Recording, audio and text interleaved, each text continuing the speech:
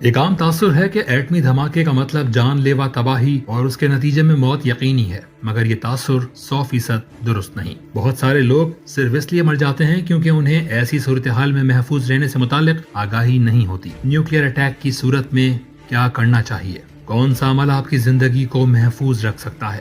تابکاری سے بچنے کے لیے کیا کریں؟ ایٹمی حملے کے بعد کتنا وقت انتہائی اہم ہوتا ہے؟ تمام تر سوالوں کے جواب جاننے کے لیے دیکھیے یہ رپورٹ۔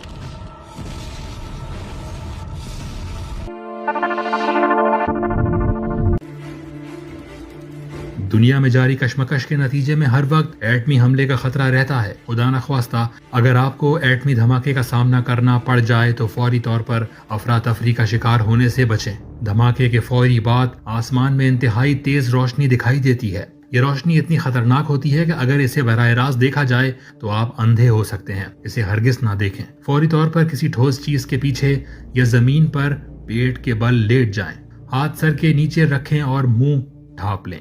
تیز روشنی کے بعد ایک بہت ہی طاقتور لہر دائرے کی شکل میں پھیلتی ہے جو عمارتوں اور گاڑیوں کے شیشے توڑ دیتی ہے اور لوگوں کو زمین سے اوپر بھی اچھال سکتی ہے۔ زمین پر چپک کر لیٹنے سے آپ بڑی حد تک اس خطرے سے محفوظ رہ سکتے ہیں۔ تیسرے مرحلے میں ریڈیو ایکٹیو اثرات یعنی تابکاری کا پھیلاؤ شروع ہوتا ہے۔ تابکار مادہ ذرات کی شکل میں فضا میں پھیل جاتے ہیں اور آہستہ آہستہ زمین کی جانب بڑھتے ہیں اور اپنے راستے اور ارد گرد کی ہر شے کو زہریلا بنا دیتے ہیں۔ اس وقت ہمارے پاس صرف چند منٹ ہوتے ہیں کسی محفوظ جگہ تک پہنچنے کے لیے۔ فوری طور پر گھر کی بیسمنٹ یا انڈر گراؤنڈ پارکنگ میں چلے جائیں اور اگر موجود نہ ہو تو گھر کے درمیانی کمرے میں پناہ لیں۔ دروازے کھڑکیوں کو اچھی طرح بند کر دیں اور ممکن ہو تو اسے کسی طرح سیل کر دیں۔ دھماکے کے بعد کم از کم 24 سے 48 گھنٹے تک گھر کے اندر رہنا ضروری ہے۔ اگر آپ باہر تھے تو اپنے کپڑے فوراً تبدیل کریں، انہیں سیل کر دیں اور جسم کو اچھی طرح دھوئیں تاکہ تابکار ذرات صاف ہو جائیں۔ حکومتی ہدایات کے بغیر پناہ گاہ سے باہر نہ نکلیں۔ سیلڈ بوتل والے پانی اور ٹن پیک فوڈ کا استعمال کریں۔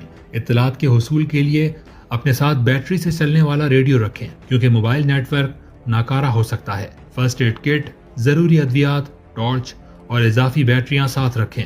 سانس کے ذریعے تابکار ذرات کو اندر جانے سے روکنے کے لیے ماسک یا کپڑا استعمال کریں۔ افواہوں سے بچیں اور صرف سرکاری ذرائع سے ملنے والی اطلاعات پر بھروسہ کریں۔